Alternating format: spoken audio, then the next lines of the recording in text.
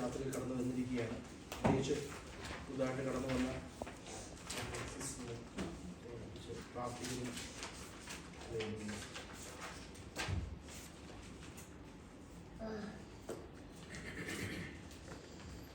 കഴിഞ്ഞ ആഴ്ചയിൽ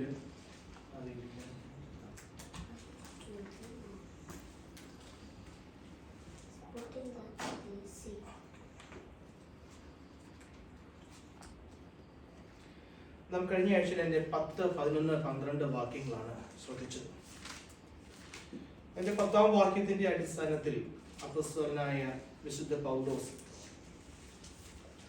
തൻ്റെ ജീവിതത്തിലൂടെ എന്താണ് ശരിയായ ആരാധന എന്ന് നമ്മളോട് വിവരിക്കുകയും അതിനെക്കുറിച്ചുള്ള ഒരു സൂചന 10ാം വാക്യത്തിൽ അതിൻ്റെ ആമുഖ വാക്യത്തിൽ തന്നെ അപ്പോസ്തലൻ നൽകുകയാണ്.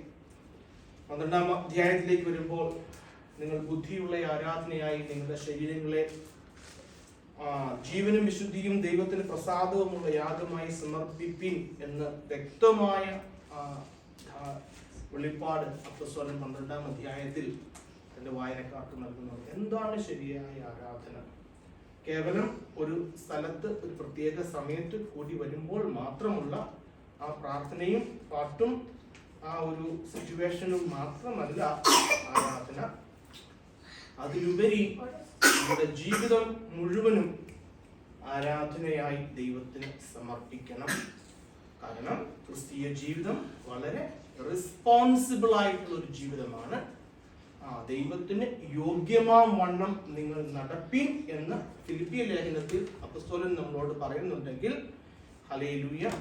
അപ്പോസ്തലനായ വിശുദ്ധ പൗലോസിനെ വിളിച്ചപ്പോൾ തന്നെ ഏൽപ്പിച്ച തന്റെ വിളിക്ക് യോഗ്യമായ വണ്ണം തന്നെ വിളിച്ചത് സുവിശേഷത്തിനായി രക്ഷയിലേക്ക് തന്നെ വിളിച്ചപ്പോൾ, ജാതികളുടെ അപ്പോസ്തലനായി തന്നെ ഭരമേൽപ്പിച്ചപ്പോൾ തന്നെ ഏൽപ്പിച്ച ആ ദൗത്യം താൻ പൂർത്തീകരിക്കുന്നത് താൻ എങ്ങനെയാ പറയുന്നത്? അവന്റെ പുത്രനെ കുറിച്ചുള്ള സുവിശേഷ ഘോഷണത്തിൽ ഞാൻ എൻ്റെ ആത്മാവിൽ ആരാധിക്കുന്ന ദൈവം. അതാണ് നമ്മൾ കഴിഞ്ഞ ആഴ്ചയിൽ ശ്രദ്ധിച്ചത്. തുടർന്ന് അപ്പോസ്തലൻ പറയുക, താൻ ഈ ജനങ്ങളെ കാണുവാനായിട്ട് ആഗ്രഹിക്കുന്നു, വാഞ്ചിക്കുന്നു. അതിന്റെ 11, 12 വാക്യങ്ങളിലേക്ക് വരുമ്പോൾ എന്തിനാണ് ഞാൻ നിങ്ങളെ കാണുവാനായിട്ട് ആഗ്രഹിക്കുന്നത്? നമ്മളുടെ ഒന്നിച്ചുള്ള കൂടിവരവിലൂടെ നിങ്ങൾക്ക് സ്ഥിരീകരണം എന്ന വരം ലഭിക്കേണ്ടതിന്, നിങ്ങളുടെ വിശ്വാസത്തിൽ നിങ്ങൾ സ്ഥിരപ്പെടേണ്ടതിന്, നിങ്ങളുടെ പ്രത്യാശയിൽ നിങ്ങൾ സ്ഥിരപ്പെടേണ്ടതിന്, നിങ്ങൾ സ്നേഹത്തിൽ വേരൂന്നണം, നിങ്ങൾ സ്നേഹത്തിൽ അടിസ്ഥാനപ്പെട്ടവരാകണം. ഏത് പ്രതികൂലത്തിന്റെ നടുവിലും ഈ പ്രത്യാശയ്ക്ക് ഭംഗം വരാതെ, വിശ്വാസത്തിൽ നിങ്ങൾ തളർന്നു പോകാതെ, സ്നേഹം കുറഞ്ഞു പോകാതെ, നിത്യതയിലേക്ക് അന്ത്യത്തോളം വിശ്വസ്തയോടെ ഓടേണ്ടത് ഒരു വരമായി നിങ്ങൾക്ക് ലഭിക്കേണ്ടതിന് നമ്മൾ ഒന്നിച്ച്, ഞാൻ നിങ്ങളെ കാണുവാനും നമ്മൾ ഒന്നിച്ച് കണ്ട് ഹല്ലേലൂയ നിങ്ങൾക്ക് അത് ലഭിക്കേണ്ടതിനുമായിട്ട്, നിങ്ങളെ അതിലേക്ക് കൈപിടിക്കേണ്ടതിനുമായിട്ട് ഞാൻ നിങ്ങളെ കാണുവാൻ ആഗ്രഹിക്കുന്നു എന്ന് അപ്പോസ്തലൻ റോമിലെ വിശുദ്ധരോട് പറയുകയാണ്. അങ്ങനെ പറഞ്ഞിട്ട് അതിന്റെ 12ാം വാക്യത്തിലേക്ക് വരുമ്പോൾ, അതായത് റോമാലേഖനം 1-ാം അധ്യായം 12ാം വാക്യം, എല്ലാ വാക്യങ്ങളിലേക്ക് നോക്കണേ. അതായത് നിങ്ങൾക്കും എനിക്കും ഒത്തൊരുമിച്ചുള്ള വിശ്വാസത്താൽ നിങ്ങളോട് കൂടെ എനിക്കും ആശ്വാസം ലഭിക്കേണ്ടതിന് ഞാൻ നിങ്ങളെ കാണുവാൻ വാഞ്ചിക്കുന്നു. നിങ്ങളുടെ സ്ഥിരീകരണം മാത്രമല്ല, അപ്പോസ്തലൻ പറയുക, ആരാ? 3ാം സ്വർഗത്തോളം എടുക്കപ്പെട്ടവൻ, ദൈവം തന്റെ സുവിശേഷ ഘോഷണത്തിന്റെ ചീഫ് എക്സ്പോണന്റ് ആയിട്ട് ഉപയോഗിച്ചവൻ, അനേകം സഭകൾ സ്ഥാപിച്ചവൻ, 3 മിഷനറി യാത്ര ചെയ്ത ശ്രേഷ്ഠനായ അപ്പോസ്തലൻ പറയുകയാണ്, എനിക്കും നിങ്ങളും ഒന്നിച്ചുള്ള ആ കൂടിവരവിൽ എനിക്കും ആശ്വാസം ലഭിക്കേണ്ടതിന്. Look at the humble nature of Saint Paul. എത്ര വിനയത്തോടെ പറയുന്നത്, എത്ര ശ്രേഷ്ഠനായ ഒരു അപ്പോസ്തലനാ. 14 ലേഖനങ്ങൾ പുതിയ നിയമസഭയ്ക്ക് നൽകിയ അപ്പോസ്തലൻ പറയുക, നിങ്ങളും എന്റെ ആത്മീയ വർധനവിന് ഉതകുന്നവരാണ്. നമ്മളത് കാണാൻ പറ്റാത്ത ഒരു കാര്യമാണ്. നമ്മളൊരു ലെവലിലേക്ക് ഒരു ശുശ്രൂഷകൻ വളർന്നു കഴിഞ്ഞാൽ പിന്നെ പറയുക, റോമിലെ ജനങ്ങളെ, നിങ്ങളോട് ഒത്തൊരുമിച്ച് നമ്മൾ ഒന്നിച്ചു കൂടുന്ന കൂട്ടായ്മയിൽ എനിക്കും ആശ്വാസം ലഭിക്കണം.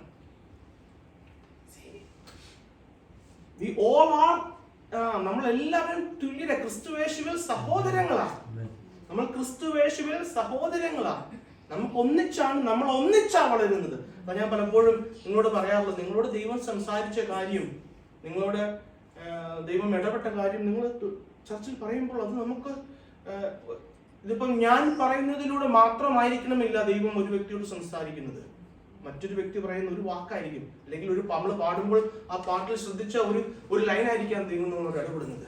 ഹല്ലേലൂയ. അങ്ങനെയാ ചർച്ച്. അല്ലാണ്ട് ഒരു ഹയർ ഹൈറാർക്കി, ലോവർ ഹൈറാർക്കി അങ്ങനെയല്ല. ക്രിസ്തുവേശുവിൽ വിശുദ്ധർ, രാജകീയ പുരോഹിത വർഗം എന്ന നമ്മൾ എബ്രായ ലേഖനത്തിൽ വായിക്കുന്നു.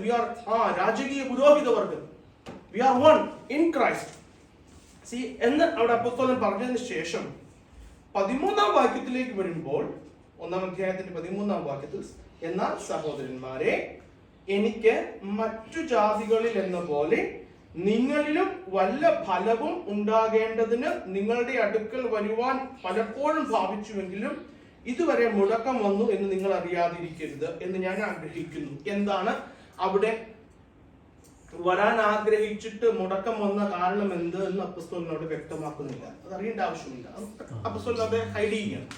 പക്ഷെ ഞാൻ ജാതികളിലേക്ക് പോയി, ജാതികളിലേക്ക് ഇറങ്ങിച്ചെന്ന് അവിടുന്ന് ക്രിസ്തുവിനായി അനേകരെ ക്രിസ്തുവിനായി നേടിയ ഫലം അവരിൽ ഉണ്ടായതുപോലെ നിങ്ങളുടെ അടുക്കൽ വരുമ്പോൾ നിങ്ങളോട് ഒത്തൊരുമിച്ചുള്ള കൂട്ടായ്മയിൽ നിങ്ങളിലും നിന്നും ആ ഫലം എനിക്ക് ഉണ്ടാകണമെന്ന് ഞാൻ ആഗ്രഹിക്കുന്നു. അതവിടെ പറയുന്ന 13-ാം വാക്യത്തിൽ, ഞാൻ ആ റോമിലെ ജനത്തെ കാണാൻ ആഗ്രഹിക്കുന്നതിന്റെ മറ്റൊരു കാരണം പറയുക, നിങ്ങളിൽ നിന്നും എനിക്ക് ക്രിസ്തുയേശുവിനായി ഫലം ഉണ്ടാകണം. ഹല്ലേലൂയ. എന്റെ പ്രിയരെ, ഈ ലോക ജീവിതത്തില് നമ്മുടെ ജീവിതത്തിൽ അനുഭവിക്കാൻ പറ്റുന്ന ഏറ്റവും biggest wonder, miracle in our life, ഒരു ഭാവി മാനസാന്തരപ്പെട്ട് രക്ഷപ്പെടുന്നതാണ്, ജീവനിലേക്ക്. അതിനേക്കാൾ വലിയ എന്ത് മിറക്കിളാ ഒരു രോഗം മാറുന്നത്. ഹല്ലേലൂയ. മരിച്ച് നാറ്റം വെച്ച് 4 ദിവസമായി ലാസർ ഉയർത്തെഴുന്നേറ്റിട്ട് മരിച്ചില്ലേ? ലാസർ വീണ്ടും മരിച്ചില്ലേ? എന്നാൽ നിത്യമായി മരിക്കാത്ത ഒരു മരണത്തിലേക്ക് കടക്കാൻ പറ്റുന്നുണ്ടെങ്കിൽ, എന്നേക്കും ജീവിക്കുന്ന ഒരു ജീവനിലേക്ക് നിങ്ങൾക്ക് കടക്കാൻ ദൈവം കൃപ ചെയ്താൽ അതിനേക്കാൾ വലിയ ഒരു അത്ഭുതമില്ല. ആ പ്രത്യാശയിലേക്ക് നോക്കി, പ്രത്യാശയെ കുറിച്ചുള്ള ആ കാഴ്ചപ്പാടും ആ പ്രത്യാശയെ കുറിച്ചുള്ള സന്തോഷവും ആ ഉത്സാഹവും ഉള്ളിൽ കൊണ്ടു നടക്കുന്നതെന്നറിയാം. അതിനേക്കാൾ വലുതൊന്നും എനിക്കില്ല ലഭിക്കാനായിട്ട് ജീവിതത്തിൽ. ബാക്കിയുള്ളത് എന്ത് കിട്ടിയാലും നമ്മൾ ഇവിടെ ഉപേക്ഷിച്ചിട്ട് പോകും. ഹല്ലേലൂയ. ലാസറിന് ജീവൻ തിരിച്ചു കിട്ടി, ലാസർ അത് വീണ്ടും ഉപേക്ഷിച്ചിട്ട് പോയി. ഹല്ലേലൂയ. പക്ഷെ ലാസർ നിത്യത്തിലേക്ക് കടന്നെങ്കിൽ അത് ലാസറിന് നേട്ടമാണ്. ഹല്ലേലൂയ. അതിനേക്കാൾ വലിയ അത്ഭുതമില്ല. അതുകൊണ്ട് അപ്പോസ്തലൻ പറയുക, അതാണ് ഫലം, എനിക്ക് ആ ഫലം ക്രിസ്തുവിനായി നേടണം. ഹല്ലേലൂയ. അത്രയും പറഞ്ഞിട്ട് അതിന്റെ 14 മുതൽ 17 വരെയുള്ള വാക്യങ്ങൾ, ഞാൻ ഈ പുസ്തക വിഭജനം നിങ്ങളോട് പറഞ്ഞപ്പോൾ സൂചിപ്പിച്ചിരുന്നു. 1 മുതൽ 17 വരെയുള്ള വാക്യങ്ങൾ ഇതിന്റെ ഒരു ആമുഖമാണ്. നമുക്ക് ആമുഖം ഒന്ന് ചിന്തിച്ച് അവസാനിപ്പിക്കാനായിട്ട് ആഗ്രഹിക്കുന്നത്. നമ്മൾ അങ്ങനെ ആമുഖ ഭാഗം എന്ന് കഴിയും. ഹല്ലേലൂയ. നമുക്ക് അതിന്റെ 14 മുതൽ 17 വരെയുള്ള വാക്യങ്ങൾ ആർക്കെങ്കിലും ഒരാൾക്കൊന്ന് ശബ്ദമുയർത്തി വായിക്കാം. Romans 1 chapter 1 verse 14 to 17. യവനന്മാർക്കും ബർബരന്മാർക്കും ജ്ഞാനികൾക്കും ബുദ്ധിഹീനർക്കും ഞാൻ കടക്കാരനാകുന്നു. അങ്ങനെ റോമിലുള്ള നിങ്ങളോട് സുവിശേഷം അറിയിപ്പാൻ എന്നാലാവോളം ഞാൻ ഒരുങ്ങിയിരിക്കുന്നു. സുവിശേഷത്തെക്കുറിച്ച് എനിക്ക് ലജ്ജയില്ല. വിശ്വസിക്കുന്ന ഏവനും ആദ്യം യഹൂദനും പിന്നെ യവനനും അത് രക്ഷയ്ക്കായി ദൈവശക്തിയാകുന്നുണ്ട്. അതിൽ ദൈവത്തിന്റെ നീതി വിശ്വാസം ഹേതുവായും വിശ്വാസത്തിനായി കൊണ്ടും വെളിപ്പെടുന്നു. നീതിമാൻ വിശ്വാസത്താൽ ജീവിക്കും എന്ന് എഴുതി. ഈ ഭാഗത്ത് അപ്പോസ്തലൻ സുവിശേഷീകരണത്തെ കുറിച്ചാണ് പറയുന്നത്. സുവിശേഷീകരണത്തെ കുറിച്ചാണ് ഈ 14, 15, 16, 17 വാക്യങ്ങൾ അപ്പോസ്തലൻ പറയുന്നത്. ഈ സുവിശേഷീകരണത്തെ കുറിച്ച് പറയുമ്പോൾ ഇവിടെ 3 വാക്കുകൾ വളരെ കൃത്യമായിട്ട് എംഫസൈസ് ചെയ്ത് അപ്പോസ്തലൻ പറയുക. അതിന്റെ 14-ാം വാക്യത്തിൽ പറയുക, യവനന്മാർക്കും ബർബരന്മാർക്കും ജ്ഞാനികൾക്കും ബുദ്ധിഹീനർക്കും ഞാൻ കടക്കാരനാകും. I am a debtor. ഞാൻ കടക്കാരനാകുന്നു. ഒന്നാമത് താൻ എംഫസൈസ് ചെയ്യുന്ന ഒരു പറയുന്ന വാക്കാണ്. അപ്പോസ്തലൻ പറയും ഞാൻ കടക്കാരനാകുന്നു. I am a debtor. അതിന്റെ 15ാമത്തെ വാക്യത്തിലേക്ക് വരുമ്പോൾ എന്നാൽ ആവോളം ഞാൻ ഒരുങ്ങിയിരിക്കുന്നു. ആദ്യം പറയുക ഞാൻ കടക്കാരനാകുന്നു. രണ്ടാമത് പറയുക ഞാൻ ഒരുങ്ങിയിരിക്കുന്നു. I am ready to preach. Hallelujah. ഞാൻ ഈ സുവിശേഷം അറിയിക്കാൻ ഒരുങ്ങിയിരിക്കുന്നു. മൂന്നാമത് അതിന്റെ 16ാം വാക്യത്തിൽ പറയുക I am not ashamed of. ഞാൻ ലജ്ജിക്കുന്നില്ല. 2-3 വാക്യങ്ങൾ അപ്പോസ്തലൻ എടുത്തു പറയുന്നത് ഈ സുവിശേഷീകരണത്തെ കുറിച്ച് അപ്പോസ്തലൻ പറയുമ്പോൾ അപ്പോസ്തലൻ എടുത്തു പറയുന്ന 3 വാക്യങ്ങളാണ്. ഒന്ന് ഞാൻ കടക്കാരനാണ്, ഒന്ന് ഞാൻ ഒരുങ്ങിയിരിക്കുന്നു, ഞാൻ ലജ്ജിക്കുന്നില്ല. ഹല്ലേലൂയ. നമ്മൾ ഈ ഭാഗം ഈ 3 വാക്യങ്ങൾ ഒന്ന് ചിന്തിച്ചു കഴിയുമ്പോൾ ആ ഭാഗത്ത് എന്താണ് അപ്പോസ്തലൻ പറയുവാനായിട്ട് ആഗ്രഹിക്കുന്നത് എന്നുള്ളത് നമുക്ക് ഒരു വ്യക്തത കിട്ടും. ഹല്ലേലൂയ. ഹല്ലേലൂയ. ഞാൻ കടക്കാരനാകുന്നു എന്ന് അപ്പോസ്തലൻ പറയുമ്പോൾ അപ്പോസ്തലൻ ഉദ്ദേശിക്കുന്നത് സുവിശേഷീകരണം, evangelisation is not an option, extra option in my life. സുവിശേഷീകരണം എന്നുള്ളത് ഒരു ഓപ്ഷണൽ എക്സ്ട്രാ അല്ല. വചനം മറ്റുള്ളവരോട് പങ്കുവയ്ക്കുക, ഈ ലഭിച്ച ഈ സുവിശേഷത്തെ മറ്റുള്ളവർക്ക് നൽകുക എന്നുള്ളത് അപ്പോസ്തലനെ സംബന്ധിച്ചിടത്തോളം വേണമെങ്കിൽ ചെയ്യാം എന്നുള്ള കാര്യമല്ല. മനസ്സിലായേ? അതുകൊണ്ട് അപ്പോസ്തലൻ പറഞ്ഞു ഞാൻ കടക്കാരനായിരിക്കുന്നു. ഇതെനിക്ക് വേണമെങ്കിൽ ചെയ്യാമെന്നല്ല പറഞ്ഞത്. It is not an optional extra. കാരണം ഞാൻ കടക്കാരനാണ്. ഹല്ലേലൂയ. മറിച്ച് അപ്പോസ്തലൻ പറയും ഇത് വളരെ ഉത്സാഹത്തോടും താല്പര്യത്തോടും സന്തോഷത്തോടും ലജ്ജ കൂടാതെയും ചെയ്യേണ്ട ഒരു കാര്യമാണ് സുവിശേഷീകരണം. അല്ലെങ്കിൽ മറ്റുള്ളവരെ നമ്മൾക്ക് ലഭിച്ച ഈ രക്ഷയുടെ സന്തോഷത്തെ അറിയിക്കുക. ഞാനത് വിശദീകരിക്കാം. അപ്പോസ്തലൻ സെയിന്റ് പോൾ, അപ്പോസ്തലനായ പൗലോസ് എന്തുകൊണ്ടാ ഇതൊരു ഓപ്ഷണൽ എക്സ്ട്രാ അല്ലാത്തത്? 14-15 വാക്യങ്ങളിൽ പറയുന്നത് 14-15 വാക്യം പറയുന്ന ഞാൻ യവനന്മാർക്കും ബർബരന്മാർക്കും ജ്ഞാനികൾക്കും ബുദ്ധിഹീനർക്കും ഞാൻ കടക്കാരനാവുന്നു. Everybody I am a debtor. അതുകൊണ്ട് ഇതൊരു ഓപ്ഷൻ അല്ല എനിക്ക്. കടക്കാരൻ എന്ന് വെച്ചാൽ എന്താ അർത്ഥം? ഹല്ലേലൂയ. ഫോർ എക്സാമ്പിൾ ഞാൻ ലിജോയുടെ കയ്യിൽ നിന്ന് ഒരു എമൗണ്ട് വാങ്ങിച്ചാൽ ഞാൻ അത് ലിജോയ്ക്ക് കടക്കാരനായിരിക്കും. അങ്ങനെ ഒരു രീതിയിൽ കടക്കാരനാണ്. വേറൊരു രീതിയിലും കടക്കാരനാകാം. അനു സിസ്റ്റർ എൻ്റെ കയ്യിൽ ഒരു 50,000 രൂപ തന്നു. ലിജു ബ്രദർ ഒരു 50,000 രൂപ, 1,00,000 രൂപ എൻ്റെ തന്നിട്ടുണ്ട്. ബ്രദറിനെ ഒത്തിരി പേരെയൊക്കെ അറിയാലോ, മിഷൻ ഫീൽഡിലൊക്കെ ഒത്തിരി പേരെ അറിയാലോ.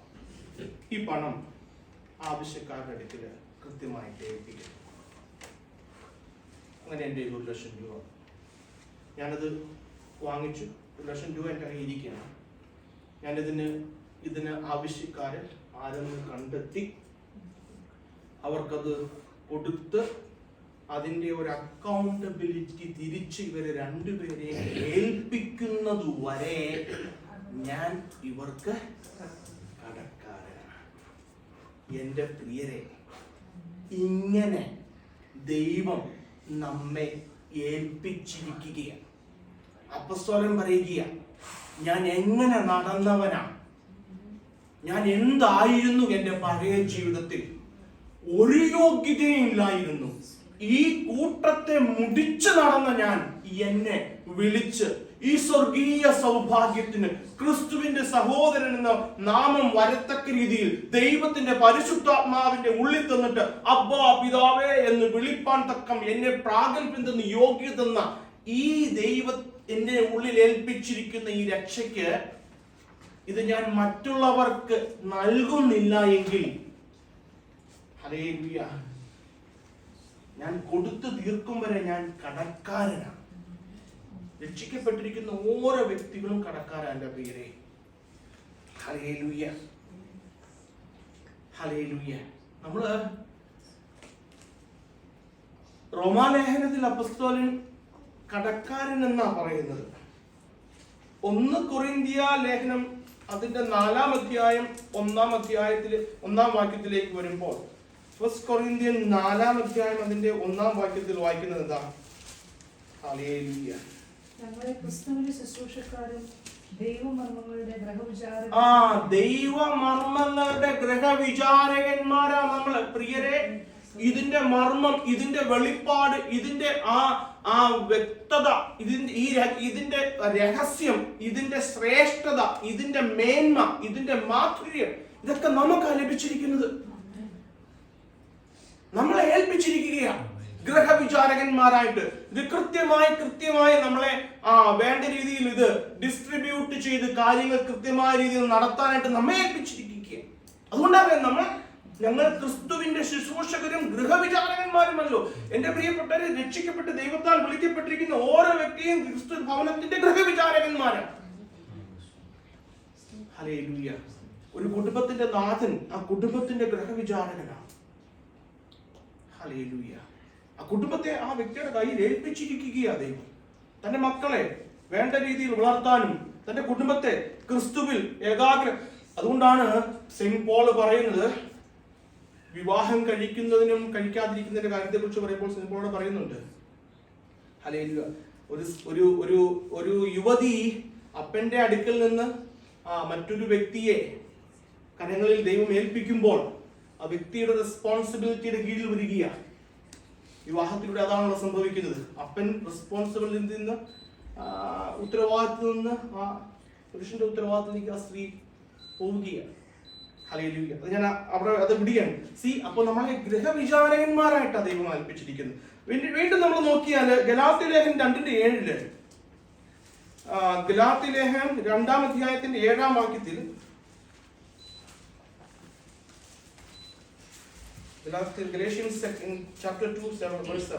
നേരെ മറിച്ച് പരിച്ഛേദനയുടെ അപ്പോസ്തലത്തിനായി പത്രോസിനോട് കൂടെ വ്യാപരിച്ചവൻ ജാതികൾക്കായി എന്നോട് കൂടെ വ്യാപരിച്ചത് കൊണ്ട് പത്രോസിന് പരിച്ഛേദനക്കാരുടെ ഇടയിലെ സുവിശേഷ ഘോഷണം എന്ന പോലെ എനിക്ക് അഗ്രചർമ്മക്കാരുടെ ഇടയിലെ സുവിശേഷ ഘോഷണം ഫലമേൽപ്പിച്ചിരിക്കുന്നു. ഒന്ന്, ഞാൻ ഗൃഹവിചാരകന ശുശ്രൂഷന. 2, ഗലാത്യ ലേഖനത്തിലേക്ക് ഒരു പറയും, എന്നെ ഇത് ഫലമേൽപ്പിച്ചിരിക്കുക. അങ്ങനെയാണ് നമ്മളെയും ഫലമേൽപ്പിച്ചിരിക്കുക. നമ്മളെയും ഫലമേൽപ്പിച്ചിരിക്കുക.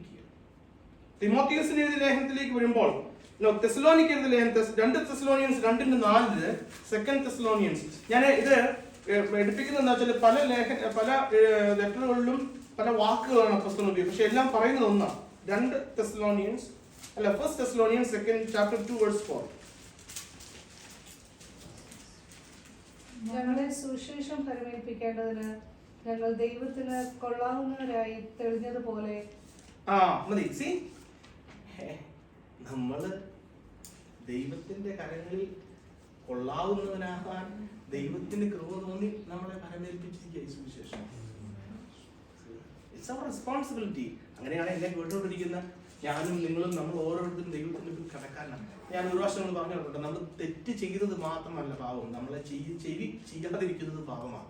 നമ്മളിത് മറ്റുള്ളവർക്ക് പകർന്നു നൽകുന്നില്ല എങ്കിൽ ഇതിന്റെ ആ മാധുര്യം നമ്മൾ അനുഭവിച്ചിട്ടില്ല. ഹല്ലേലൂയ. നമ്മളിപ്പോ ഒരു ഹൈപ്പർ മാർക്കറ്റിൽ ചെന്നിട്ട് വലിയൊരു ഓഫർ ഉണ്ടെങ്കിൽ ആ ഓഫറാണ് നമ്മൾ ആദ്യം വാങ്ങിച്ചിട്ട് നമ്മൾ എത്ര പേരുടെ പറയും, ചവിട്ട് കൊടുക്കാൻ വലിയ ഓഫർ ഉണ്ട് ഇല്ലേ, നമ്മൾ പറയില്ലേ? അതേപോലെ അതിന്റെ അഡ്വാൻറ്റേജ്, അതിന്റെ നമുക്ക് ലഭിച്ചിരിക്കുന്ന ആ രക്ഷയുടെ മഹത്വം മനസ്സിലായിട്ടുണ്ടെങ്കിൽ 1000 പേരെന്നും പറയും. കാരണം ഉള്ളിൽ ഭാരമാണ്. ദൈവമേ, എനിക്കിത് കിട്ടി, ഇവർക്കത് കിട്ടിയിട്ടില്ലല്ലോ, ഇത് പറയണ്ടേ? അപ്പസ്തോലൻ ഈ ഭാരമായിരുന്നു. നീ ഈ ഭാരം കിടക്കുന്നല്ലോ. അപ്പസ്തോലൻ പറയാ, ഞാൻ കടക്കാരനാ, I am a debtor. Hallelujah, hallelujah. നമ്മൾ വായിച്ചെന്താ? ഞാൻ കൊള്ളാവുന്നവനായി, അതുകൊണ്ടാ എന്നെ ഭരമേൽപ്പിച്ചിരിക്കുന്നത്. എന്റെ ബ്രദറെ, ഈ ഗൾഫില് ഖത്തറില് ഇതെങ്ങനെയാ സാധിക്കുന്നത്? ഇതിനൊക്കെ സാധ്യതയുണ്ടോ? ഖത്തറിൽ നമുക്ക് ട്രാക്ട് കൊടുക്കാനോ ഒരു പരസ്യയോഗം നടത്താനോ അല്ലെങ്കിൽ ആ നിലയിലുള്ള സുവിശേഷീകരണത്തിനൊന്നും ഒരു അവസരം ഇല്ലല്ലോ. അപ്പൊ പിന്നെ എങ്ങനെയാ ഇത് സാധിക്കുക? ഞാനത് നേരത്തെ നിങ്ങളോട് പറഞ്ഞത്, ഫിലിപ്പിയ ലേഖനത്തിൽ വായിക്കുന്നത് നമുക്ക് സുവിശേഷത്തിന് യോഗ്യമാവണ്ണം നടക്കാൻ പറ്റും. ഹല്ലേലൂയ. സുവിശേഷത്തിന് യോഗ്യമാവണ്ണം നടക്കുമ്പോൾ ദൈവവചനം പറയാനുള്ള അവസരം ഉണ്ടാവും. ഞാൻ എന്നെ ഇതായിട്ട് പറയുകയില്ല. ഞങ്ങൾ ഒന്നിച്ച്, ഞാനിപ്പോൾ താമസിക്കുന്നതിന് മുൻപ് ഞാനും ഒരു മുസ്ലിം സഹോദരനുമായിരുന്നു. അപ്പൊ അവൻ എന്നെ ഇങ്ങനെ ഒബ്സർവ് ചെയ്ത, ഞാൻ മനസ്സിലാക്കി എന്നെ ഒബ്സർവ് ചെയ്തിരിക്കുന്നത്. ഞാൻ വചനം വായിക്കുന്നതും പ്രാർത്ഥിക്കുന്നതും ഒക്കെ അവൻ ഒബ്സർവ്. ഞാൻ അവിടെ ഒരു കഴിഞ്ഞ ആഴ്ച ഒന്നിക്ക് ബൈബിൾ എടുത്തു നോക്കിട്ട്, ഓ ഇതാ ബൈബിൾ അല്ലേ, നിങ്ങളുടെ ബൈബിളിൽ എന്താ പഠിപ്പിക്കുന്നത്? നമ്മളായിരിക്കുന്ന ഒരു സ്ഥലത്ത് നമ്മൾ ആരാന്നുള്ള ഒരു ഐഡന്റിറ്റി കൊടുത്താൽ അതിനകത്ത് രണ്ട് ഗുണങ്ങളാണ്. ഒന്നെന്നറിയോ, ഒരുപാട് പാപ അവസ്ഥകളിൽ നിന്ന് മാറി നിൽക്കാം. ഇവര് വേർപെട്ടൊരു ഗ്രൂപ്പാന്നുള്ള ഐഡന്റിറ്റി കൊടുത്താൽ പല പാർട്ടിക്കും നമ്മളെ വിളിക്കില്ല. നമ്മളൊരു സ്ഥലത്തേക്ക് ഞങ്ങൾ പെന്തക്കോസ്റ്റ് അല്ലെങ്കിൽ ഞങ്ങൾ ക്രിസ്തു ശിഷ്യരാണ്, ഞങ്ങൾ പെന്തക്കോസ്റ്റ് അനുഭവമുള്ള വ്യക്തികളാണ്, ഞങ്ങൾ ദൈവത്തിന്റെ ആത്മാവ് പ്രാപിച്ച ജനങ്ങളാണ്, ഞങ്ങൾ വേർപെട്ടവരാണ്, നമ്മൾ കർത്താവിന്റെ ശിഷ്യന്മാരാന്നുള്ളൊരു ഇത് കൊടുത്താല് അവര് പിന്നെ നമ്മളെ വിളിക്കില്ല. നമ്മൾ വർക്ക് ചെയ്യുന്നത്, നമ്മൾ അങ്ങനെ ഒരു പിക്ചർ കൊടുത്താല് അവരുടെ ബാച്ചുലർ പാർട്ടിക്കൊന്നും പിന്നെ നമ്മൾ വിളിക്കില്ല. നമ്മൾ ഇരിക്കുമ്പോൾ അവർ സംസാരം നിർത്തും, അവർ വേറെ അവർ സംസാരിക്കുകയാണെങ്കിൽ. നമ്മളങ്ങനെ ചെല്ലുമ്പോൾ അവർ ആവശ്യമില്ലാത്ത സംസാരിക്കാൻ അപ്പം നിർത്തും. അതാ നമ്മൾ യോഗ്യമാവണ്ണം നടക്കുക. അതൊരു സുവിശേഷീകരണമല്ലേ? We are different. See, Israel ജനത്തെ ദൈവം ഇതിനല്ലേ വിളിച്ചത്. ഇസ്രായേൽ ജനത്തെ ദൈവം ഇതിനല്ലേ വിളിച്ചത്. നിങ്ങൾ ജാതികൾ വ്യത്യസ്തരായിട്ടിരിക്കണം. ഇവർ പ്രാർത്ഥിക്കുന്ന, ഇവർ സേവിക്കുന്ന ദൈവത്തെ ആരെന്ന് ജാതികൾ കണ്ട് മനസ്സിലാക്കണം. പക്ഷെ അവരോട് തോറ്റുപോയി. അതുകൊണ്ടാണ് നിങ്ങൾ ഒരിക്കലും അവരോട് ഇടകലർന്നു പോകരുത്. അതാണ് നിങ്ങൾ അഡൾട്ടറേസ് ആവെന്ന് പറയുന്നത് അല്ലേ, നിങ്ങൾ ഇതാവെന്ന് പറയുന്നത് വാക്യം പറഞ്ഞു. ഓക്കെ, ഇടകലർന്നു പോയി. ഹല്ലേലൂയ. ഇന്ന് നമുക്കും എന്താ, നമ്മൾ ഡിഫറെന്റ് ആയിട്ട് നിൽക്കുന്നില്ല. അവനും ഞങ്ങളെ പോലെ തന്നെ നമ്മൾ വ്യത്യസ്തരായിട്ട് നിൽക്കണം. നമ്മുടെ ഭവനത്തിൽ നമ്മൾ വ്യത്യസ്തരായിട്ട് നിൽക്കണം. നമ്മുടെ കൂട്ടായ്മകളിൽ നമ്മൾ വ്യത്യസ്തരായിട്ട് നിൽക്കണം. നമ്മുടെ ജോലി സ്ഥലത്ത് നമ്മൾ വ്യത്യസ്തരായിട്ട് നിൽക്കണം. നമ്മുടെ മക്കളുടെ ഇടയിൽ നമ്മൾ വ്യത്യസ്തരായിട്ട് നിൽക്കണം. വളരെ ഇമ്പോർട്ടന്റാ. നമ്മുടെ മക്കളുടെ ഇടയിൽ നമ്മുടെ ജീവിതം കൊണ്ട് നമ്മൾ വ്യത്യസ്തരായിട്ട് നിന്നാൽ അവർ അതാ കൊണ്ട് വളരുന്നത്. ഹല്ലേലൂയ. എന്നിട്ട് അതിന്റെ 16-ാം വാക്യത്തിലേക്ക് വരുമ്പോൾ 16-ാമത്തെ വാക്യത്തിൽ പറയുക, സുവിശേഷത്തെ കുറിച്ച് എനിക്ക് ലജ്ജയില്ല. അപ്പോസ്തലൻ സുവിശേഷത്തെ കുറിച്ച് എനിക്ക് ലജ്ജയില്ല എന്ന് പറയുന്നുണ്ടെങ്കിൽ ലജ്ജ ഉണ്ടാകാനായിട്ടുള്ള ചാൻസ് ഉണ്ട് അല്ലേ? അതുകൊണ്ടാണ് ഇത് എടുത്തു പറയുന്നത്. There can be situations that I will be ashamed to share this gospel. Haven't you? നിങ്ങളുടെ ഇടയിൽ ഉണ്ടായിട്ടുണ്ടോ? എനിക്ക് ചില സമയത്ത് ഉണ്ടായിട്ടുണ്ട്. ശരിയാവോ? നമ്മളവിടെ തോറ്റുപോയി ചെയ്യുന്നത്. എനിക്ക് സുവിശേഷത്തെ കുറിച്ച് പറയാൻ ലജ്ജയില്ല. കാരണം എന്നാന്നറിയാമോ? ഇതിലാ ദൈവത്തിന്റെ ശക്തി ഇരിക്കുന്നത്. ഇത് അപ്പസ്തോലൻ മാത്രമല്ല കേട്ടോ. നിങ്ങളെടുത്ത് മത്തായി മർക്കോസിന്റെ സുവിശേഷം 8:38 അതിനകത്ത് നമ്മുടെ കർത്താവ് വാർത്തപ്പെട്ട കർത്താവ് പറയുന്നുണ്ട്. വളരെ ഭക്തിയോടും ഭയത്തോടും വായിക്കേണ്ട ഒരു ഭാഗമാണ്. 8:38 നോക്കിക്ക്. 8:38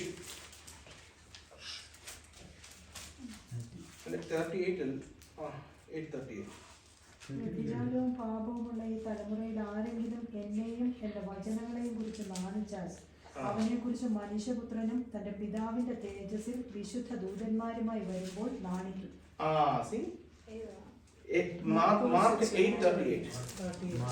വ്യഭിചാരവും പാപമുള്ള ഈ തലമുറയിൽ ആരെങ്കിലും എന്നെയും എന്റെ വചനങ്ങളെയും കുറിച്ച് ലജ്ജിച്ചാൽ അവനെ കുറിച്ച് മനുഷ്യപുത്രനും തന്റെ പിതാവിന്റെ തേജസ്സിൽ വിശുദ്ധ ദൂതന്മാരുമായി വരുമ്പോൾ ലജ്ജിക്കും.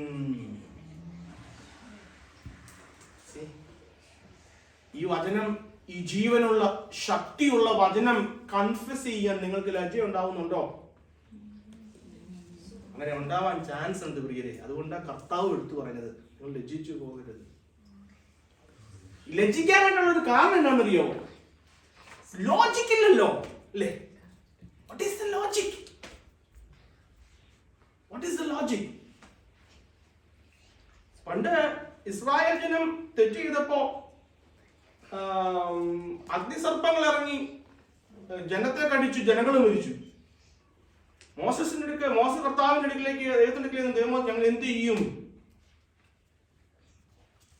കർത്താവ് ഒരു സൊല്യൂഷൻ കൊടുത്തത്, ഈ അഗ്നിസർപ്പം ഒരു പിത്രസർപ്പം ഉണ്ടാക്കി ഒരു കോലെ താട്ടി അതിനെ നിർത്തിയിട്ട് ആരെങ്കിലും കടിച്ച് അതിനോട്ട് നോക്കിയാൽ അവൻ ജീവിക്കും. What is the logic? എന്ത് ലോജിക് അതിനകത്തുള്ളത്? സർപ്പം കടിച്ച ഉടനെ ആ ഉയർത്തി നിർത്തിയിരിക്കുന്ന പിത്രസർപ്പത്തിട്ട് നോക്കിയാൽ മതി, ചാകത്തില്ല. എനിക്ക് തോന്നുന്നത് അതിനകത്ത് കുറെ പേര് ലോജിക്കിന്റെ കുറെ പേര് നോക്കിയിട്ടില്ല, അവർ ചത്തിട്ടുണ്ട് ഇല്ലേ? ഇതെങ്ങനെയാ ശരിയാവുന്നത്? ഞങ്ങൾ വൈദ്യന്മാരായിട്ട് ഇത്ര നാളായിട്ട് നിൽക്കുന്നതല്ലേ, ഇതുവരെയും അങ്ങനെ ഒരു കാര്യം ഞങ്ങൾ കേട്ടിട്ടില്ലല്ലോ. ഈ വിഷം പാമ്പ് കടിച്ചാലും വിഷമല്ല ചെയ്യേണ്ടത് എന്ന് ചിന്തിച്ച് നോക്കാതെ നിന്നിട്ടുള്ളവർക്ക് ചത്തു. നോക്കിയവരോ? ഈ സുവിശേഷം എങ്ങനെയാ? വിശ്വാസത്താലാ. ഹല്ലേലൂയ. ഇതേപോലെ കാൽവരിയിൽ ക്രൂശിന്മേൽ ഉയർത്തിയിട്ടുണ്ട് ഒരുവനെ, അത് ഇന്നും നിലനിൽക്കുകയാ. അവനിലേക്ക് നോക്കിയവർ പ്രകാശിതരായി, അവർ ലജ്ജിച്ചു പോയില്ല, അവർ ജീവൻ പ്രാപിച്ചു. ഹല്ലേലൂയ. അതുകൊണ്ട് പോൾ പറയുക, ഇതേക്കുറിച്ച് എനിക്ക് ഒരു ലജ്ജയില്ല, ഇതാ ജീവൻ, ഇതാ എനിക്ക് ജീവൻ തന്നത്.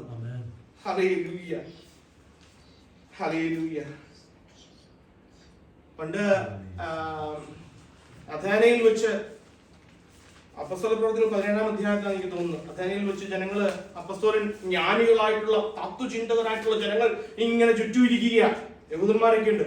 അവരുടെ ഇടയില് മരിച്ചവരുടെ പുനരുത്ഥാനത്തെ കുറിച്ച് അപ്പസ്തോലൻ പ്രസംഗിച്ചപ്പോൾ 32-ാം വാക്യത്തിൽ വായിക്കുന്നുണ്ട്, അവർ പരിഹസിച്ചു, മരിച്ചവർ വീണ്ടും ജനിക്കുക.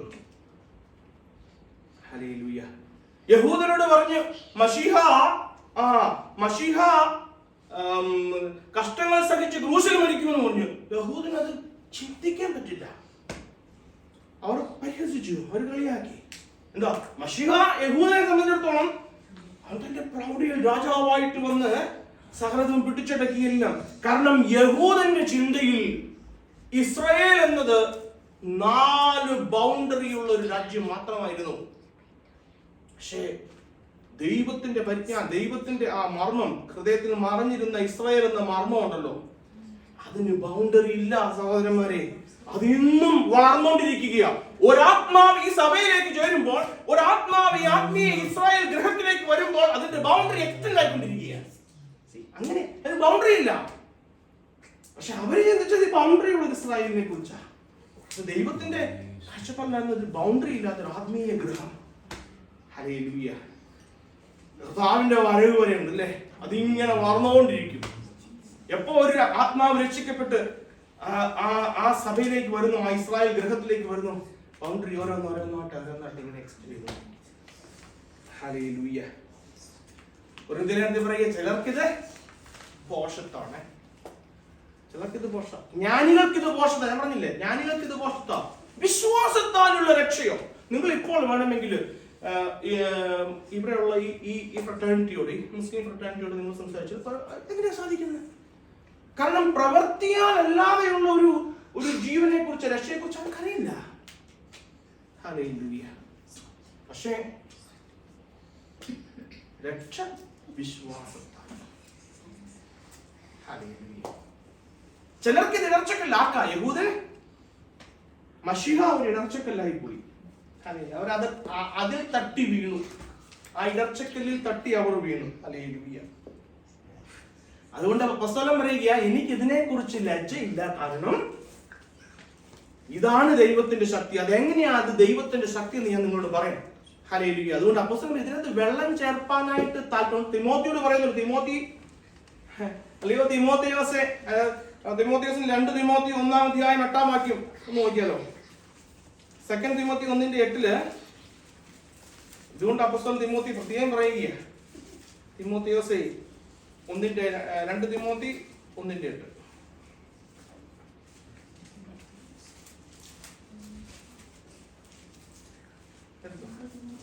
1:8 അതുകൊണ്ട് നമ്മുടെ കർത്താവിന്റെ സാക്ഷ്യത്തെയും അവന്റെ ബദ്ധനായ എന്നെയും കുറിച്ച് ലജ്ജിക്കാതെ സുവിശേഷത്തിനായി ദൈവശക്തിക്കൊത്തുള്ള നീയും എന്നോട് കഷ്ടം സഹിക്കുക. 12-ാം വാക്യത്തിലേക്ക് വരുമ്പോൾ അത് നിമിത്തം തന്നെ ഞാൻ ഇതൊക്കെയും സഹിക്കുന്നു, എങ്കിലും ലജ്ജിക്കുന്നില്ല. ഞാൻ ആരെ വിശ്വസിച്ചിരിക്കുന്നു എന്ന് ഞാൻ അറിയുന്നു. ഹല്ലേലൂയ. അവൻ എന്റെ ഉപനിധി ആ ദിവസം വരെ സൂക്ഷിക്കുവാൻ ശക്തനെന്നും ഞാൻ ഉറച്ചിരിക്കുന്നു. Hallelujah, hallelujah. ഞാനൊരു കാര്യം ചോദിച്ചോട്ടെ, നമ്മുടെ ജീവിതത്തിലോട്ട് ഒന്ന് നോക്കിക്കേ. നമുക്കും ഇങ്ങനെ ഈ ജീവിതത്തിലോട്ട് അല്ലെങ്കിൽ ഈ രക്ഷയിലേക്ക് വരാനായിട്ട് മുഖാന്തരങ്ങൾ ഉണ്ടായിട്ടുണ്ട്, പല മുഖാന്തരങ്ങൾ ഉണ്ടായിട്ടുണ്ട്. പക്ഷെ നമ്മളെ രക്ഷിച്ചത് ദൈവത്തിന്റെ കൃപയും ദൈവത്തിന്റെ ശക്തി നമ്മുടെ ഉള്ളങ്ങളിൽ വ്യാപിച്ചിട്ടുണ്ട്. അല്ലാതെ ജീവിക്കാൻ പറ്റില്ലല്ലോ, അല്ലെ? കാരണം നമ്മളെ കുറിച്ച് പറയുന്നത് എന്താ? രക്ഷിക്കപ്പെടാത്തൊരു വ്യക്തിയെ കുറിച്ച് വചനം പറയുന്നത് എന്താ അറിയോ? അതിക്രമങ്ങളാലും പാപങ്ങളാലും മരിച്ചവൻ എങ്ങനെ ജീവിക്കും? മരിച്ചവന്റെ ഉള്ളിലേക്ക് ജീവന്റെ ആത്മാവ് വരണ്ടേ? അത് ജീവനുള്ളവനിൽ നിന്ന് വരുന്നതാ. ജീവനുള്ളവന് നമ്മുടെ കർത്താവ്, ആ തലയായിരിക്കുന്ന ക്രിസ്തുവിൽ നിന്ന് വരുന്നതാ ആത്മാവ്. ഹല്ലേലൂയ. എന്നിട്ട് 16 പറയുക, സുവിശേഷത്തെ കുറിച്ച് എനിക്ക് ലജ്ജയില്ല. വിശ്വസിക്കുന്ന ഏവനും ആദ്യം യഹൂദനും പിന്നെ ഏവനും അത് രക്ഷയ്ക്കായി ദൈവ ശക്തിയാകുന്നുവല്ലോ. ഹല്ലേലൂയ.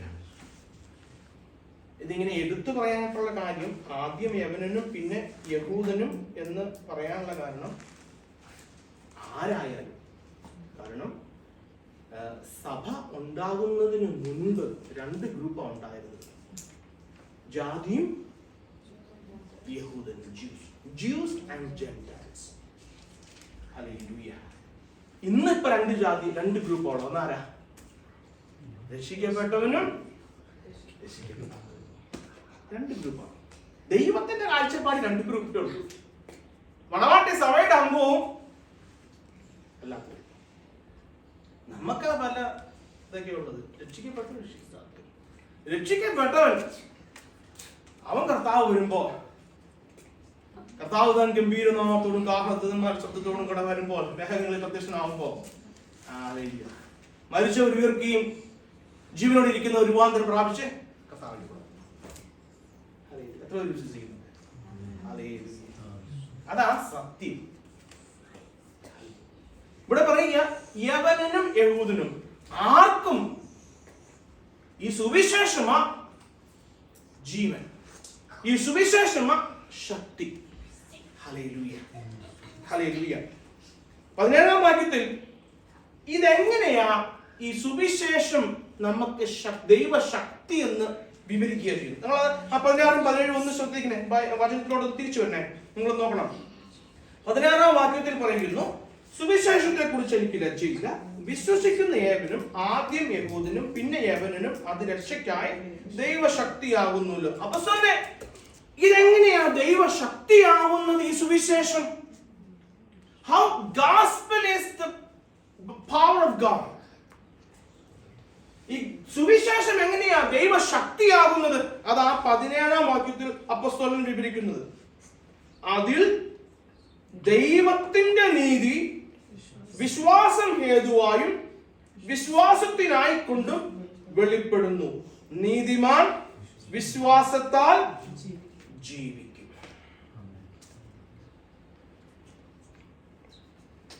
ഈ സുവിശേഷത്തെ കുറിച്ച് പറയുമ്പോൾ അപ്പോസ്തലൻ പറയുക, സുവിശേഷത്തിലാ ദൈവത്തിന്റെ ശക്തി. അതെങ്ങനെയാ അപ്പോസ്തലനെ സുവിശേഷത്തിൽ ദൈവത്തിന്റെ ശക്തി വെളിപ്പെട്ടിരിക്കുന്നത്? ഹല്ലേലൂയ. 17-ാം വാക്യത്തിൽ പറയുക, അതിൽ ദൈവത്തിന്റെ നീതി. സുവിശേഷത്തിന്റെ ശക്തി എന്ന് പറയുന്നത് ദൈവത്തിന്റെ നീതി വെളിപ്പെട്ടിരിക്കുന്നത് സുവിശേഷത്തിലാണ്. ഞാൻ വിവരിക്കാം. എന്താ ദൈവത്തിന്റെ നീതി? ദൈവം നീതിമാനാണ്. അത് ദൈവത്തിന്റെ ഒരു ക്യാരക്ടറിസ്റ്റിക്കാ, ദൈവത്തിന്റെ ഒരു സ്വഭാവമാണ്. ദൈവം നീതിമാനാണ്. ദൈവത്തിന്റെ ഒരു സവിശേഷതയാ. God is righteous. ദൈവം നീതിമാനാണ്. ഇത് വെളിപ്പെട്ടിരിക്കുകയാ. അത് എവിടെയാ വെളിപ്പെട്ടിരിക്കുന്നത്? സുവിശേഷത്തിലാണ്.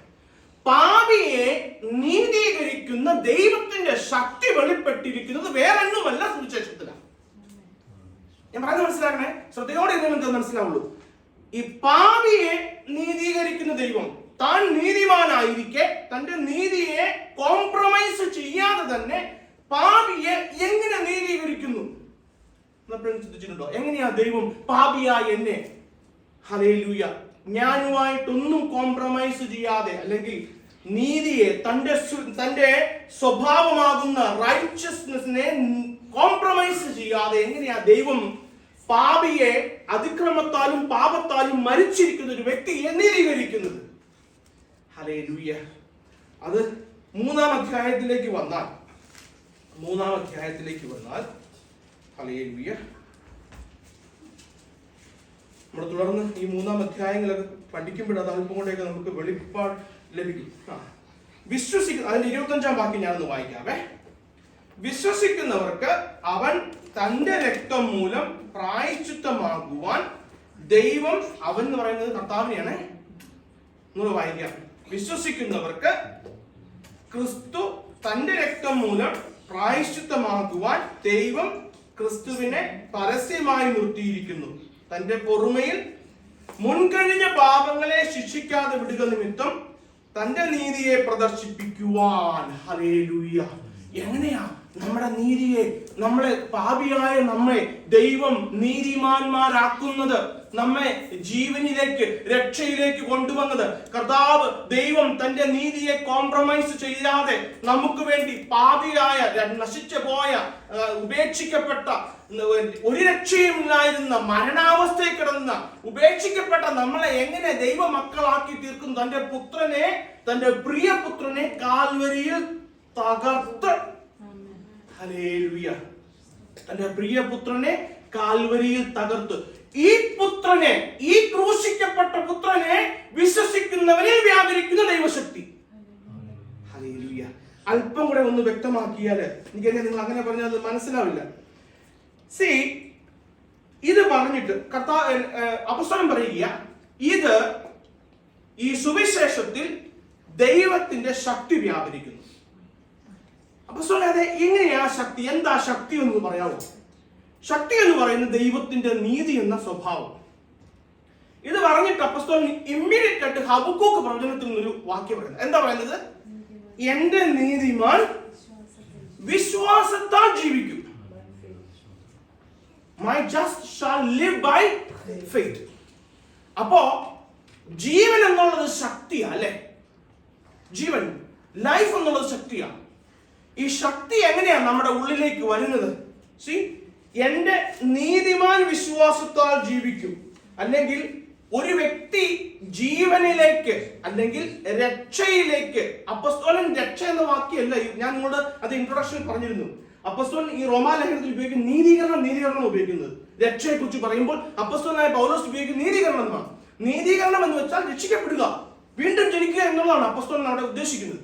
അപ്പൊ ഒരു വ്യക്തി മരണത്തിൽ നിന്ന് ജീവനിലേക്ക് വരുന്നത്, അല്ലെങ്കിൽ നീതിമാനാകുന്നത് വിശ്വാസത്താലാണ്, ഒന്നിനാലുമല്ല, വിശ്വാസത്താലാ. എന്ത് വിശ്വസിക്കുമ്പോഴാകുന്നത്? താൻ മുകളിൽ പറഞ്ഞ ഈ സുവിശേഷം. എന്താ സുവിശേഷം? ക്രൂശിക്കപ്പെട്ടവനായ ക്രിസ്തു. ഹല്ലേലൂയ.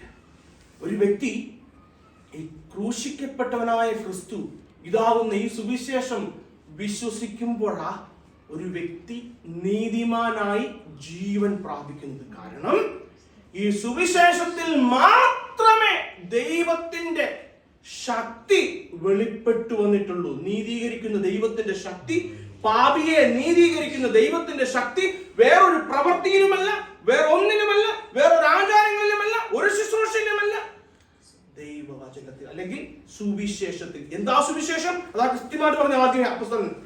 ക്രൂശിക്കപ്പെട്ടവനായ ക്രിസ്തു തന്റെ നീതിയെ പ്രദർശിപ്പിപ്പാൻ കാൽവരിയിൽ ക്രൂശിക്കപ്പെട്ടവനായ ക്രിസ്തു. ഈ ക്രിസ്തുവിനെ വിശ്വസിക്കുന്ന, അതുകൊണ്ടാ എന്റെ നീതിമാൻ വിശ്വാസത്താൽ ജീവിക്കും. ഒരുവൻ ജീവിക്കുന്നത് വിശ്വാസത്താല. എന്ത് വിശ്വാസത്താല? സുവിശേഷം. ഹല്ലേലൂയ. ഈ വിശ്വാസം നമ്മളിൽ എങ്ങനെയാ ഉണ്ടാകുന്നത്? വചനം കേൾവിയാലും, കേൾവി ക്രിസ്തുവിന്റെ വചനത്താലും. ഇതെല്ലാം കണക്റ്റഡ് ആണ് കിടക്കുന്നത്. അല്ലാതെ ഒരു there is no second option. അതുകൊണ്ടാ പോൾ പറയുന്നത്, ഞാൻ കടക്കാരനാ, I don't have optional extra, എനിക്ക് വേറൊന്നില്ല, ഇത് പറയാൻ ഞാൻ ഒരുങ്ങിയിരിക്കുക, ഇത് പറയാൻ എനിക്കൊരു ലജ്ജയില്ല. കാരണം എന്റെ കൂട്ടു സഹോദരങ്ങൾ എനിക്ക് ലഭിച്ച ഈ രക്ഷയില് ആ രക്ഷയിലേക്ക് വരാതെ നിത്യ നരകത്തിലേക്ക് മാർച്ച് ചെയ്തുകൊണ്ടിരിക്കുക. അവരെ കുറിച്ച് ഓർക്കുമ്പോൾ എന്റെ ജീവിതത്തിൽ, എന്റെ ഹൃദയത്തിൽ ആത്മഭാരമുണ്ട്. കാരണം അവരെ നിത്യതയ്ക്കായി നേടണമെങ്കിൽ, അവരെ ജീവനിലേക്ക് നേടണമെങ്കിൽ എനിക്കിത് പറയാതെ വേറൊന്നുമില്ല. കാരണം ഇതിൽ മാത്രമേ ശക്തിയുള്ളൂ. ഇതിൽ മാത്രമേ ദൈവത്തിന്റെ സ്വഭാവമാകുന്ന നീതി അല്ലെങ്കിൽ നീതിമാൻ അല്ലെങ്കിൽ നീതീകരണം എന്ന ഇത് സുവിശേഷത്തിൽ മാത്രമാണ് ദൈവം വെളിപ്പെടുത്തിയിരിക്കുന്നത്, ക്രിസ്തുവിനെ വെളിപ്പെടുത്തിയിരിക്കുന്നത്, വേറെ ഒന്നിനുമല്ല. അതുകൊണ്ട് അവിടുന്ന് ആകാശത്തിന്റെ കീഴെ മനുഷ്യരുടെ ഇടയിൽ യേശുവെന്ന ഏകനാമം, വേറെ ഒന്നുമില്ല. നിങ്ങൾ വേറെ ഏത് വഴി സ്വീകരിച്ചാലും one day you will come to know that I was mistaken. Hallelujah. Hallelujah. അപ്പൊ അങ്ങനെ ഒരു സുവിശേഷത്തെ കുറിച്ച് അപ്പോസ്തലൻ ഒരു വ്യക്തമായ കാഴ്ചപ്പാട്. എന്താണ് സുവിശേഷം? ഹല്ലേലൂയ. താൻ എന്തുകൊണ്ട് ഈ ലേഖനം എഴുതുന്നു? അങ്ങനെ ഒരു കൃത്യമായ കാര്യം ഈ 17 വാക്യം വരെ പറഞ്ഞിട്ട് 1 അധ്യായത്തിന്റെ 18 വാക്യം മുതൽ 3 അധ്യായത്തിന്റെ 20 വാക്യം വരെ എന്തുകൊണ്ട് എനിക്ക് ഈ സുവിശേഷം ആവശ്യമാണെന്നാണ് പറയുന്നത്. ഹല്ലേലൂയ. എല്ലാവരുടെയും മേല്, ഈ ഭൂമിയിൽ ജനിച്ച ഏതൊരു മനുഷ്യന്റെ മേലും ദൈവത്തിന്റെ കോപത്തിന്റെ കീഴിലാണ് എല്ലാവരും. ഹല്ലേലൂയ. അത് ആ ഭാഗം നമ്മൾ നോക്കുമ്പോൾ അത് 3 കാറ്റഗറി ആയിട്ടാണ് പറയുന്നത്. ദുഷ്ടന്മാര്, അതൊരു ഗ്രൂപ്പ് അല്ലേ? സാധാരണ ജനങ്ങളിൽ നല്ല ആൾക്കാരില്ലേ, അവരും യഹൂദന്മാരും. 3 കാറ്റഗറി അപ്പോസ്തലൻ പറഞ്ഞു. ഒന്ന് വിക്കൻ, സകല ജാതികളിലുമുള്ള സകല ആൾക്കാരിലുമുള്ള ദുഷ്ടന്മാർ, അവർക്കും സുവിശേഷം ആവശ്യം. സകല ജാതികളിലും സകല യഹൂദന്മാരിലുമുള്ള നല്ല ആൾക്കാർ, അവർക്കും സുവിശേഷം ആവശ്യം. എന്നിട്ട് യഹൂദനെ മാത്രം അവർക്കും സുവിശേഷം ഉണ്ട്. എന്റെ പ്രിയരെ, ഞാൻ ചോദിച്ചോട്ടെ, നമ്മൾ മാത്രം വലിയ പാപം ചെയ്യുന്നുണ്ടോ? ഉണ്ടോ? വലിയ പാപം ചെയ്യുന്നുണ്ടോ? The fact of the matter is we also need gospel. നമുക്കും സുവിശേഷം ആവശ്യം. ഹല്ലേലൂയ. ദൈവത്തിന്റെ ഈ ക്രിസ്തുവിന്റെ സേവിങ് ഗ്രേസ്, ആ രക്ഷിക്കുന്ന കൃപ ഏത് വ്യക്തിക്കും ആവശ്യം. ഇല്ലാതെ നിത്യതയിലേക്ക് ആരും എത്തുന്നില്ല എന്റെ പ്രിയരെ. അടുത്ത അധ്യായങ്ങൾ നമ്മൾ പഠിക്കുമ്പോൾ നമുക്ക് മനസ്സിലാവും എത്ര ഡാർക്കായിട്ടാ അപ്പോസ്തലൻ അതങ്ങോട്ട് ക്യാൻവാസ് ചെയ്യുന്നറിയോ മനുഷ്യന്റെ അവസ്ഥയെ. ആ ഡിപ്രൈവിറ്റി ഓഫ് മാൻ ഭയങ്കര ഡാർക്കായിട്ട് അതങ്ങോട്ട് ക്യാൻവാസ് ചെയ്തിട്ട് 21 വാക്യം മുതല് ഒരു ഡോൺ പോലെ, ഒരു പ്രഭാതം പോലെ ആ കർത്താവ് നമുക്ക് വേണ്ടി, ദൈവം നമുക്ക് അനാദിയിലെ ഒരുക്കിയ ഈ രക്ഷയെ കുറിച്ച് അപ്പോസ്തലൻ പിക്ചറൈസ് ചെയ്യുക. ഹല്ലേലൂയ. ഈ 17 വാക്യം കൊണ്ട് ഇതിന്റെ ഇൻട്രൊഡക്ഷൻ തീരുക. അത്യാവശ്യം നമ്മൾ ദൈവം അനുവദിച്ചാല് കർത്താവിന്റെ വരവ് താമസിച്ചാൽ നമ്മൾ പഠിക്കുന്നത് നമ്മൾ എന്താണ് ഇതെന്തുകൊണ്ട് എനിക്കിത് ആവശ്യമാണ്. രോഗിക്കാനുമായി ഇതിനെ കൊണ്ട് ആവശ്യമല്ലേ?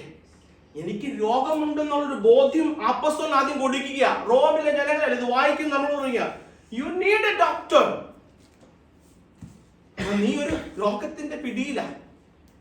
ആദ്യം ഇതിനെ കുറിച്ച് റിയലൈസേഷൻ കൊടുക്കുക. പാപം എന്ന രോഗത്തിന്റെ കീഴില നീ മാർച്ച് ചെയ്യുന്നത്. ഈ പാപത്തിന്റെ രോഗം കൊണ്ട് നിന്നെ എത്തിക്കുന്ന ആ പടുകുഴിയിലേക്കാണ് നിങ്ങൾ മനസ്സിലാക്കി തരിക.